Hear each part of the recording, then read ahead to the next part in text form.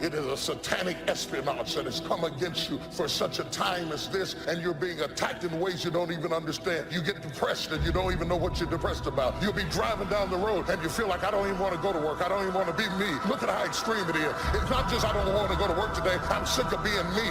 You feel like crying and you don't even know what you're crying about. It is a satanic attack attacking your mind. Because after you spent all night spinning, all day spinning, in your head, and what if they, and you know, it starts with the most innocent thought. It's not, the devil's been at this a long time, sweetie. He's not gonna give you a bad thought. He's gonna try to give you an innocent thought and get you to take it in the wrong direction.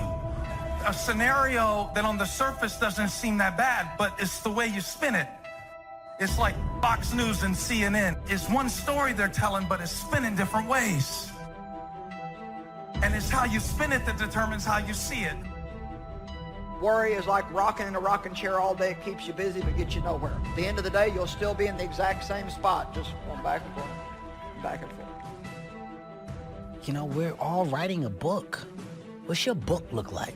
You got a bunch of chapters in your book, but when they close that book, how good was the book? How good was your book? If the ending to my book can be so amazing because of all that was done, all of the things that can be associated with you and your existence become a part of the chapters in your book. So my drive is about my book. You got to come up with some times in your life that you unplug from this crazy world. Turn your phone off.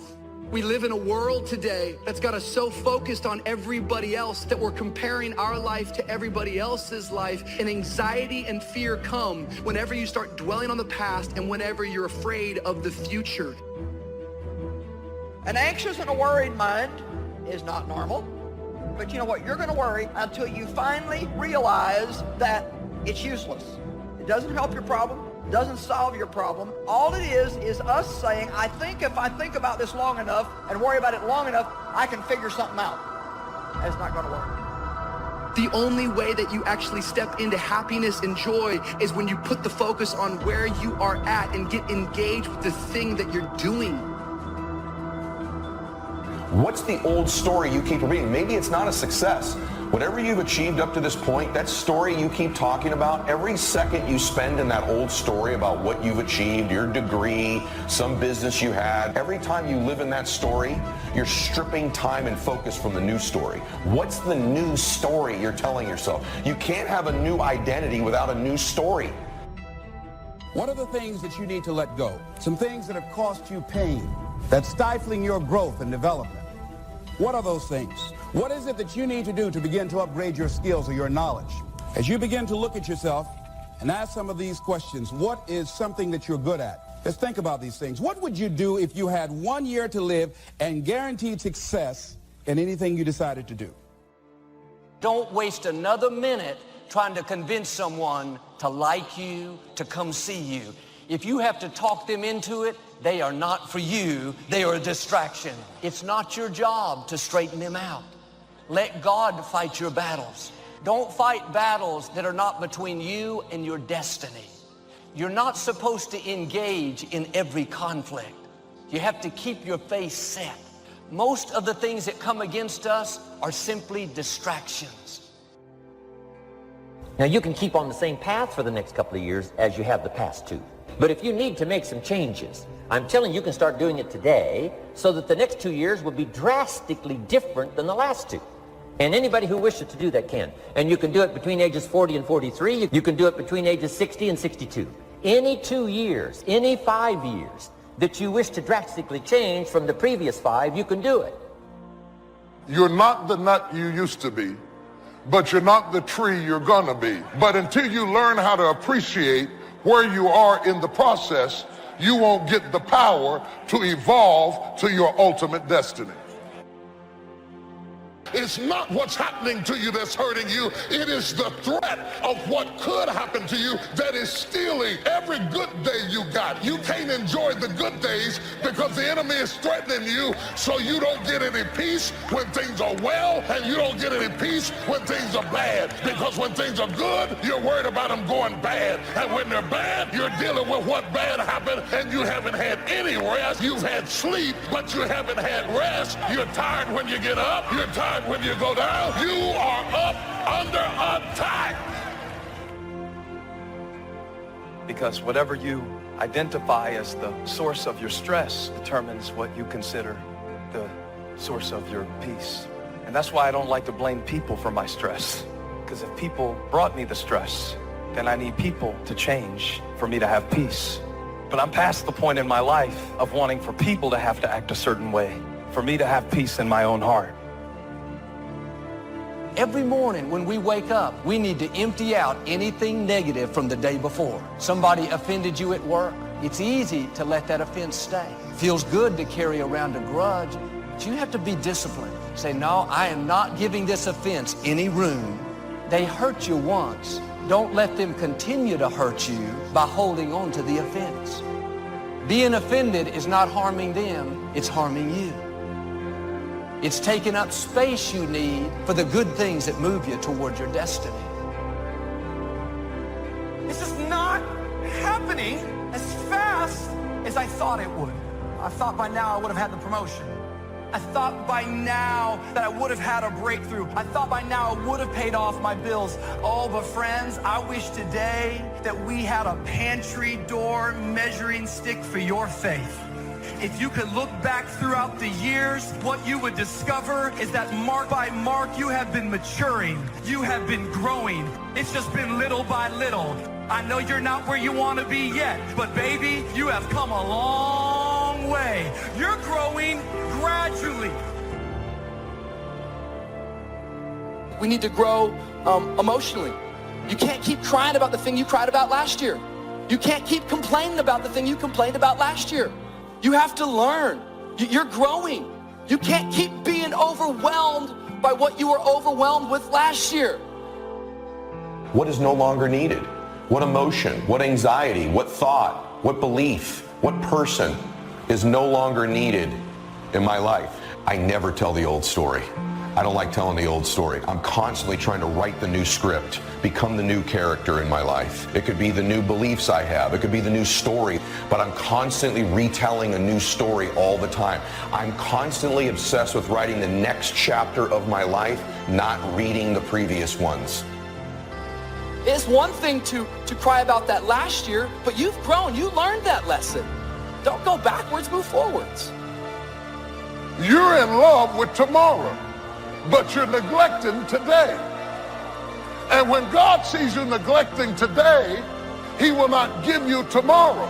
Until you are faithful over the few, you cannot be ruler over the many. There are going to be times when your circumstances are inconsistent with your dreams. And in those moments, you have two choices. Number one, you can reduce your life to your present circumstances, give up on it. Or you can believe your life will catch up with your dream if you won't quit and won't give up. Never allow circumstances to change the dream God has put in your heart. Never. If it works, it's obsolete. Because whatever it is, it will be obsolete before long. And this is something I think each of us should check ourselves against regularly, weekly, if not daily. We should ask ourselves, what am I still doing the old way? Have I dug myself a rut or two that I'd be better off to climb out of? The next time something comes against you, ask yourself, is this a battle worth fighting, or is it simply a distraction? That coworker that leaves you out, doesn't give you credit, do you think they can stop your destiny? That somehow they're more powerful than what God has ordained for you? It is a spiritual attack that comes against you in spiritual ways. And because you are up under attack in your spirit, in your mind, in your emotions, you are lonely. No matter who you're around, no matter how many people know you, you end up alone because you are up under a private battle that you can't talk about. Just take maybe 2 or 3 minutes and ask yourself, what do I need to do today to challenge me, to reach my potential, fulfill my strengths and the purpose that I have in my life? if you challenge yourself and follow through on it, it'll be the greatest challenge and give you the highest return of any challenge that you'll ever receive.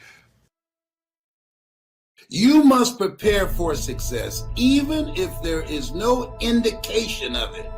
You must prepare for success, even if you have become accustomed to failure. Take the time to prepare, and prepare hard. The greatest value in life is not a bank account. The greatest value in life is not a car. The greatest value in life is this. Make a note. Living a good life. In the midst of all of our achieving and building and growing, helping other people, being a part of society and the country and the world, being all of this stuff, here's what you must figure out all of your life, how to continually live a good life. I know there's something in you. I know there's something about you. And there's something in you saying, I want more. I want more. I want to be happier. I want to fall in love again. I want to do more than where I am right now. You never know. This might be the day. Most people will not challenge the unknown. They won't just step out there. See, there's certain things that's got to be in place. They got to see it all together. And life isn't like that. That's not how you grow. So as you look at your life, as you begin to look toward the future, you're saying, I'm not getting...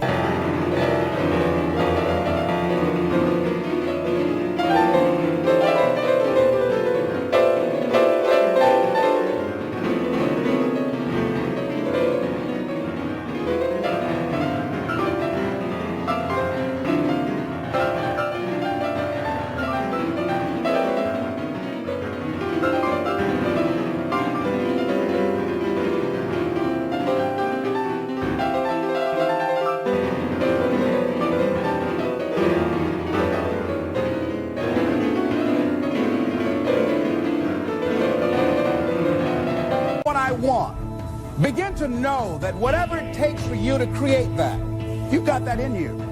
You got that. Identify your gift and get busy with it. God gave all of you a gift.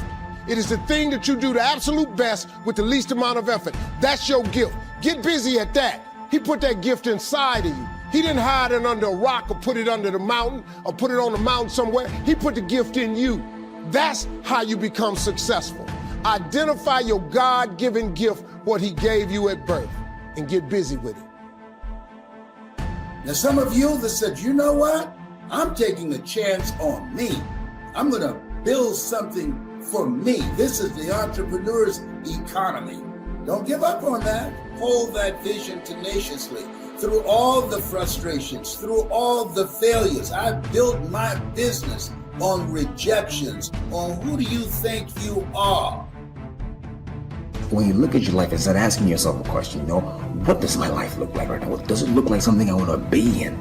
Ask yourself that. What does your life look like? And what's the benefit of holding on? What's the benefit of being afraid? What's the benefit of not trusting yourself? What's the benefit of staying right where you are, a place that you don't like to be? What's the benefit? Don't let no's intimidate you. Don't let not knowing where to start intimidate you. Leave anyway. Of the 5 things that you would like to do if you had the courage to do, I want you to pick one thing, and here's how to set it up for yourself that will help free you and get you unstuck. What is the worst thing that can happen if you do it? But let's say going into business for yourself, or changing careers, or getting a divorce. Do the worst case scenario. Now, when you do the worst case scenario, you write those things down, the worst things that you fear would happen.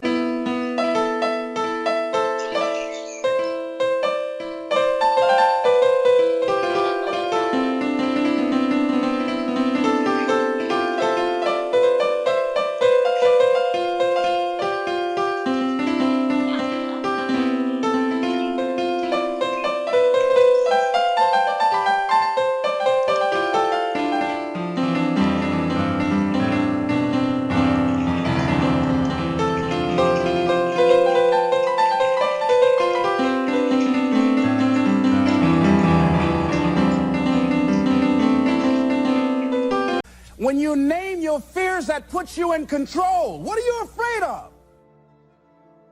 I think there's a different level for you. I think there's a different level for you to get obsessed, crazy, laser focused. I say all the time, our obsessions become our possessions. When you're laser obsessed focused, your obsession distracts you from what you're currently doing, not the other way around. You're not really obsessed with it if you're easily distracted from it.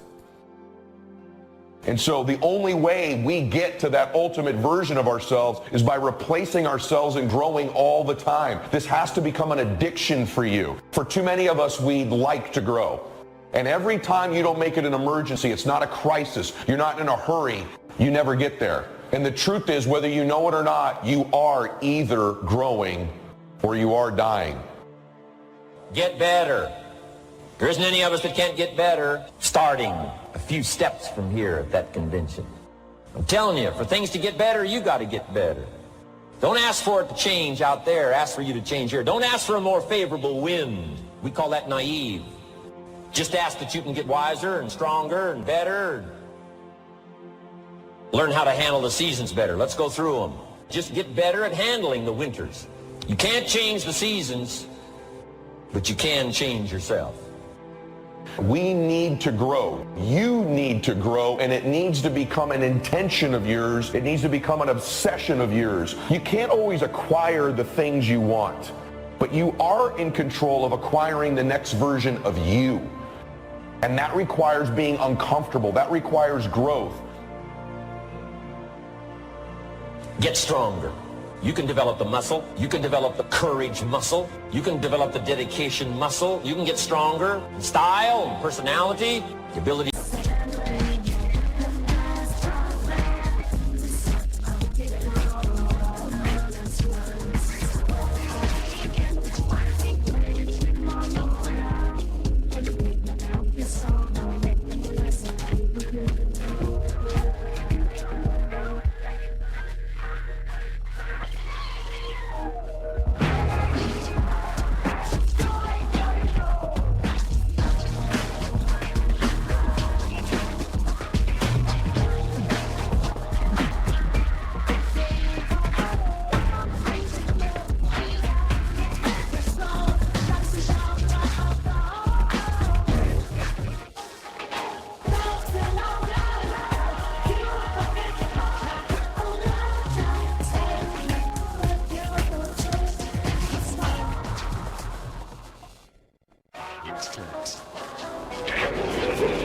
To cope, the ability to handle with anything that happens, no matter what happens.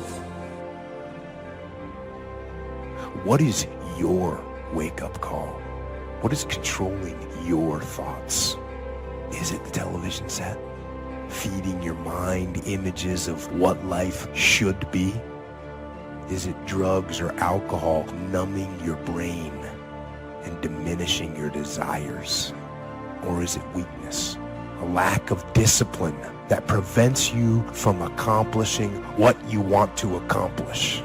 If you quit, whatever you were trying to accomplish can never happen. If you quit, there is no chance of it popping back up again, coming back later.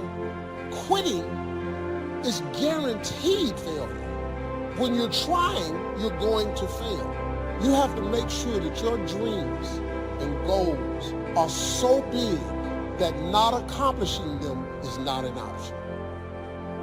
I'm not saying that there aren't things in life that we just have to do. There are. But what I am saying is ask questions.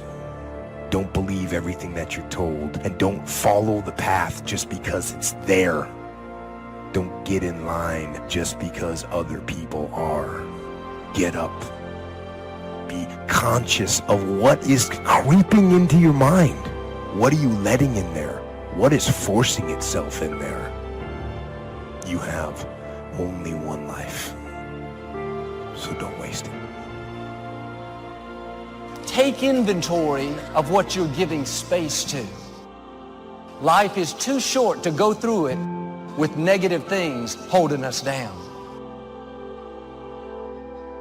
Every action and every discipline today.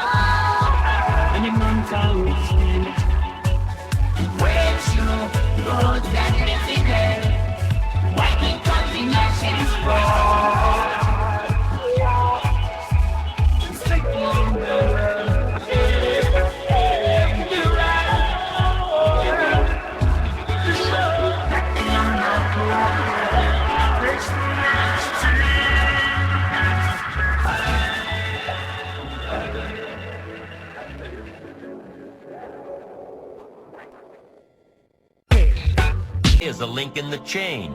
Every action and every discipline in the future is a link. When you can see that every link in the chain will eventually lead you to the things you want most out of life, then you won't grow discouraged or impatient with today. When you can see where you're going through visual chain thinking, even on the toughest days, you'll keep building your ambition by knowing where you're going, not just where you are today. It's easy to go around worried about our future, stressed over our finances. We're tempted to live guilty because of past mistakes. We wonder why we don't enjoy life, why we can't sleep at night. It's because our mind is cluttered. You weren't created to live guilty, bitter, upset. If you're going to reach your destiny, you have to clear out the clutter. You can't stop negative things from coming, but you can keep them from staying. You don't have to hold on to them. Your plans and goals are your visual chain, knowing where you're going before you get there. Develop a plan, a game plan. Here's the first rule for your game plan of life. Don't start your day until you have it finished. Don't begin your activities of the day until you know exactly what you plan to accomplish. Don't start your day until you have it planned. The value is the fruitful result of discipline, not hope. Once you've mastered the art of planning your day, you're ready for the next When level. we make mistakes, guilt will come, telling us how we don't measure up. You can hold on to it, go around down on yourself, or you can let it go. You have to be proactive when it comes to keeping your mind in peace, because all through the day, there's clutter. There's noise, there's jealousy, there's hurts, there's offense. They may come, but you don't have to hold on to it.